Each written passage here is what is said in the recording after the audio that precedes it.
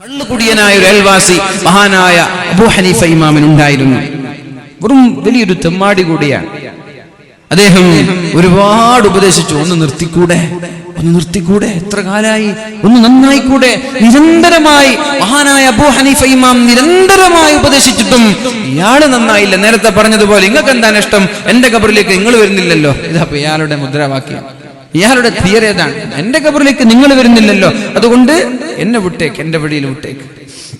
അവസാനം മഹാനായ അബൂ ഹനീഫ ഇമാം ദേഷ്യം കൊണ്ടും നിരാശ കൊണ്ടും അദ്ദേഹത്തെ ഉപദേശിക്കുന്നതിൽ നിന്ന് മാറുന്ന അദ്ദേഹത്തെ മെയിൻറ്റ് ചെയ്യാതായി. ഒരുപാട് ദിവസങ്ങൾ കഴിഞ്ഞു, ഒരുപാട് മാസങ്ങൾ കഴിഞ്ഞപ്പോ ഈ കള്ളുകുടിയന്റെ ഭാര്യ, ഞാൻ പറയുന്ന വിഷയം എന്താണെന്ന് ശ്രദ്ധിക്കണം എന്റെ ഓരോ സഹോദരങ്ങളും, ഒന്ന് ശ്രദ്ധ തെറ്റരുത്. കുറച്ച് സമയം നമ്മുടെ മുമ്പിലുള്ളൂ, അതുകൊണ്ട് വളരെ പ്രത്യേകിച്ചിട്ട് നമ്മുടെ കമ്മിറ്റി ഭാരവാഹികൾ, ഉത്തരവാദപ്പെട്ട ആളുകൾക്ക് കേൾക്കണം. നിങ്ങൾ ചെയ്യുന്ന പ്രവൃത്തിയുടെ മഹത്വം എത്രത്തോളം ഉണ്ട് നിങ്ങൾ മനസ്സിലാക്കണം. നമ്മൾ കാര്യം ചെയ്യുന്നുണ്ട്, അതിന്റെ മഹത്വം നമ്മൾക്കറിയുന്നില്ല, അതിനർത്ഥമില്ലല്ലോ. നമ്മൾ ഇഖ്ലാസോടുകൂടി ചെയ്യുന്നതാണെങ്കിൽ അതിന്റെ മഹത്വം എത്രത്തോളം ഉണ്ട് എന്ന് നമ്മൾ തിരിച്ചറിയണം. മഹാനായ അബൂ ഹനീഫ ഇമാം ഈ കള്ളുകുടിയനെ ഉപദേശിക്കുന്നത് നിർത്തി പിന്നെ കാണാതായി. ഒരുപാട് മാസങ്ങൾക്ക് ശേഷമാണ് ആ മഹാനായ അബൂ ഹനീഫ ഇമാമിന്റെ വീട്ടിലേക്ക് ആ കള്ളുകുടിയന്റെ ഭാര്യ കടന്നു വരുന്നത്. വാതിൽ മുട്ടി തുറന്നു നോക്കുമ്പോൾ കുടിയന്റെ ഭാര്യയാണ്. അബൂ ഹനീഫ ഇമാമേ, എന്റെ ഭർത്താവ് മരിച്ചു പോയിരിക്കുകയാണ്, എന്റെ ഭർത്താവ് ലോകത്തോട് പറഞ്ഞു പോയിരിക്കുകയാണ്, അതുകൊണ്ട് മയ്യിത്ത് നിസ്കാരത്തിന് നേതൃത്വം നൽകാൻ നിങ്ങളൊന്ന് വരണേ എന്ന് പറഞ്ഞപ്പോഴാണ് മഹാനായ അബൂ ഹനീഫ ഇമാം അത് കേൾക്കാതെ നിഷേധിച്ചു കളഞ്ഞു. ഞാൻ വരൂല, ആ കള്ളുകുടിയന്റെ മയ്യിത്ത് നിസ്കരിക്കാൻ ഞാൻ വരൂല എന്ന് പറഞ്ഞ് ആ സഹോദരിയെ മടക്കിയാക്കുകയാണ്. നിസ്കരിക്കാൻ പോയില്ല. കള്ളുകുടിയൻ അവിടെ മരിച്ചോ, മയ്യിത്ത് നിസ്കരിച്ചോ, കപടമളമാടി. രാത്രിയായപ്പോ രാത്രിയായപ്പോ മഹാനായ അബൂ ഹനീഫ ഇമാം ഉറങ്ങാൻ പോയി. ഉറങ്ങുമ്പോഴാണ് ഒരു സ്വപ്നം കാണാനിടയായത്. എന്താണ് ഇത്രേ സ്വപ്നം? ഈ കുടിയനായ അയൽവാസി സ്വർഗത്തിന്റെ പൂന്തോട്ടങ്ങളിലൂടെ ഉലാത്തി നടക്കുകയാണ്. സുബ്ഹാനല്ലാഹ്, കള്ളും കുടിച്ച് നടന്നിട്ട് സ്വർഗത്തിലാണ്. കള്ളുകുടിയനാണ്, നിസ്കരിക്കാൻ പോയിട്ടില്ല. മഹാനായ അബൂ ഹനീഫ ഇമാം ഈ ചെറുപ്പക്കാരൻ സ്വർഗത്തിന്റെ പൂന്തോട്ടങ്ങളിലൂടെ, സ്വർഗത്തിന്റെ പൂന്തോപ്പിലൂടെ ഇങ്ങനെ ഉലാത്തി നടക്കുന്നുണ്ട്. സന്തോഷത്തോടെ ഇങ്ങനെ എൻജോയ് ചെയ്ത് ആഹ്ലാദിച്ച് നടക്കുന്നുണ്ട്. അത് മാത്രമല്ല, അയാൾ ഇങ്ങനെ വിളിച്ചു പറയുന്നുണ്ട്, നിങ്ങൾ അബൂ ഹനീഫയോട് പറഞ്ഞേക്കണേ, അൽഹംദുലില്ലാഹ്, സർവസ്തുതിയും അല്ലാഹുവിനാണ്. ഇന്നൽ ജന്നത ലം തജ്അൽ ബിയദിഹി, ഈ സ്വർഗമെന്ന് പറയുന്നത് അബൂ ഹനീഫയുടെ കൈകൾ കൊണ്ട് നിർമ്മിച്ചതല്ല എന്ന് നിങ്ങൾ അബൂ ഹനീഫയോട് പറയണേ എന്ന് സ്വർഗത്തിൽ ഇങ്ങനെ പറഞ്ഞുകൊണ്ട് പൂന്തോപ്പിലൂടെ നടക്കുകയാണ്. അബൂ ഹനീഫ ഇമാം ഞെട്ടിപ്പോയി. പിറ്റേ ദിവസം പകലിൽ സുപ്രഭാതത്തിൽ നേരെ ചെന്നത് അയൽവാസിയുടെ വീട്ടിലേക്കാണ്. എന്നിട്ട് ഭാര്യയോട് ചോദിച്ചു, എന്താ നിങ്ങളുടെ ഭർത്താവിന്റെ അവസ്ഥ എന്താ? ഭർത്താവ് മരിച്ചുപോയില്ലേ, പിന്നെ അയാളുടെ അവസ്ഥ ചോദിച്ചിട്ടെന്താ? അല്ല, നിങ്ങൾ പറയണം എന്താണ് അവസ്ഥ. നിങ്ങൾ അറിയുന്നത് പോലെ കള്ളുകുടിയനാണ്, പ്രത്യേകിച്ചിട്ടുണ്ട്. അല്ല, എന്തെങ്കിലും നന്മകൾ ജീവിതത്തിൽ ചെയ്തിരുന്നോ? അപ്പോഴാണ് ആ പെണ്ണ് പറഞ്ഞത്, പ്രത്യേകിച്ചിട്ട് നന്മയൊന്നുമില്ല.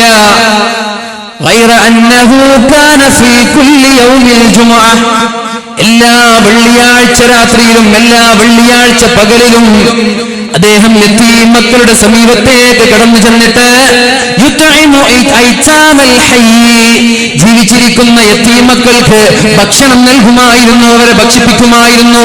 എല്ലാ ദിവസവും വെള്ളിയാഴ്ച രാവിലെ യതീം മക്കളുടെ സമീപത്തേക്ക് പോയിട്ട് അവർക്ക് ഭക്ഷണം നൽകുമായിരുന്നു.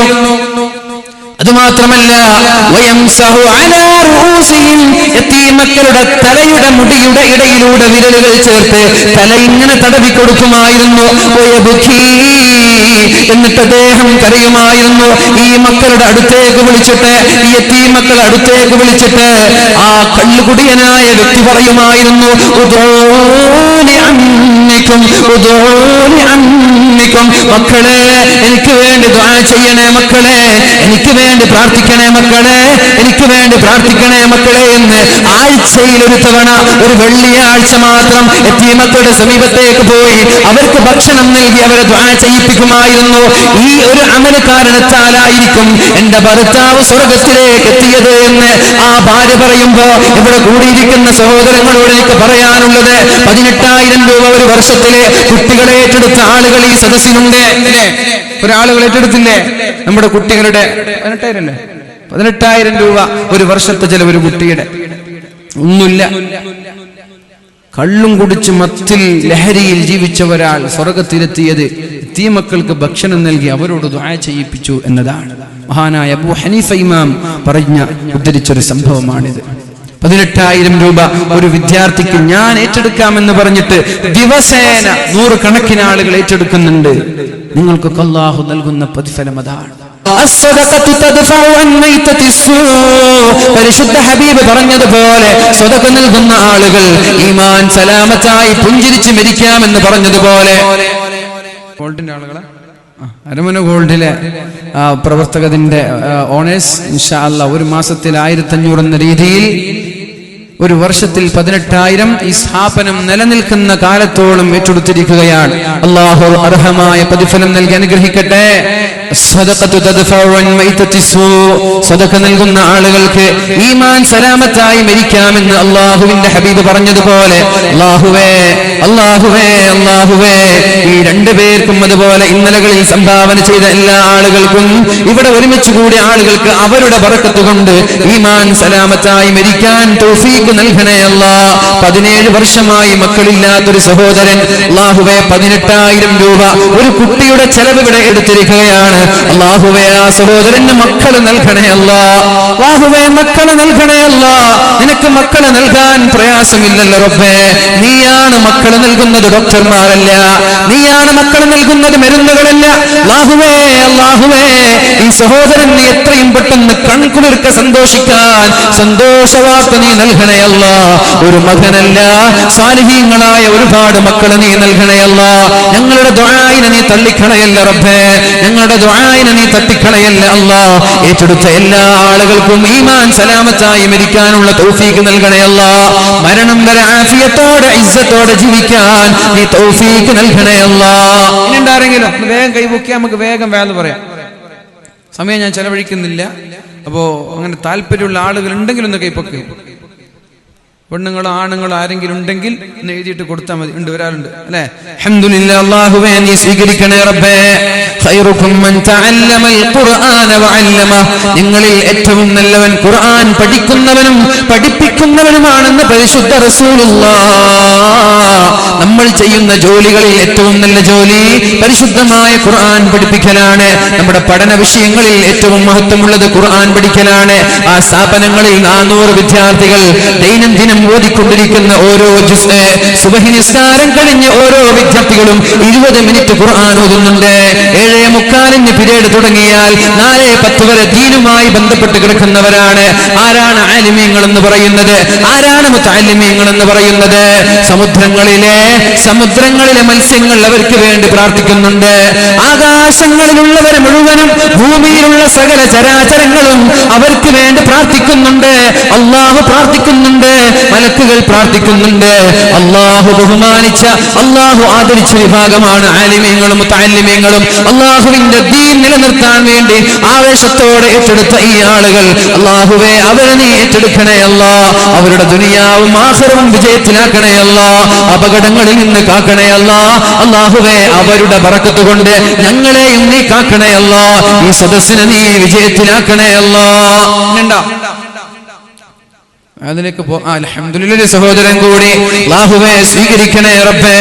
അർഹമായ പ്രതിഫലം നൽകണേ അല്ലാഹ്. അല്ലാഹുവേ ഓരോ വിദ്യാർത്ഥി പഠിക്കുമ്പോഴും ഒരു ഹർഫിന് 10 ഹസനത്ത് എന്ന രീതിയിൽ ഇൻഷാ അല്ലാഹ് നാളെ മരിച്ചു കിടക്കുമ്പോ നമ്മുടെ ഖബറിലേക്ക് അതിന്റെ ഒരു ഓഹരി നീ നൽകണേ അല്ലാഹ്. ഇന്ന മിമ്മാ യൽഹഖുൽ മുഅ്മിന മിൻ അമലിഹി വഹസനാതിഹി മിൻ ബഅദി മൗതിഹി ഇൽമൻ അല്ലമഹു വനശറ. നമ്മൾ മരിച്ചാൽ നമ്മുടെ ഖബറിലേക്ക് നിരന്തരം നിരന്തരമായി കടന്നു വരുന്ന നന്മകളുണ്ട്. നമ്മൾ മരിക്കലോടുകൂടി നമ്മുടെ നന്മകൾ അസ്തമിക്കുന്നില്ല ചെറുപ്പക്കാരാ. ആരെന്ത് പറഞ്ഞാലും, ആര് വാട്സപ്പിലൂടെ, ഫേസ്ബുക്കിലൂടെ, സോഷ്യൽ മീഡിയകളിലൂടെ ഇല്ലാത്ത നുണപ്രചരണങ്ങൾ പ്രചരിപ്പിച്ചാലും